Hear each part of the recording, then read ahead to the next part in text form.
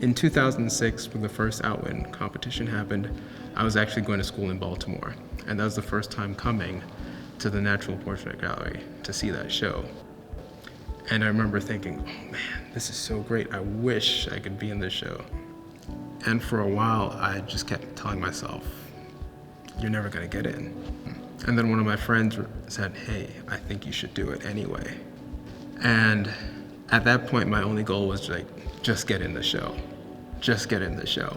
Later on, I looked and I was like, oh my God, I'm one of the prize winners. And I was like, this is so unreal.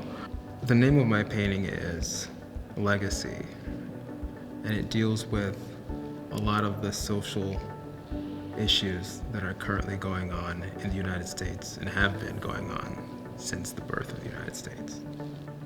Legacy is a small painting about 8 by 10 inches done on dye bond using oil paint.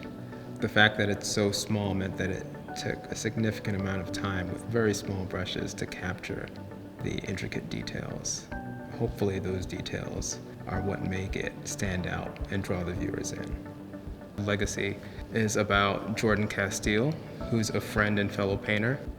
In the painting, I think she's acknowledging her legacy, but she's also asserting herself as a dominant presence. There are lots of different kind of symbols and layers.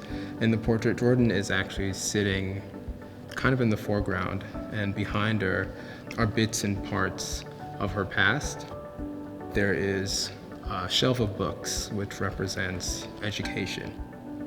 I think the reason why Black Lives Matter is a prominent theme throughout much of the work in this year's competition is because it's something that's really real. And now that we have instant communication and access to ways of accessing change, it's not that these things weren't going on before now, it's just now that there's more agency and easier ways to get those messages across.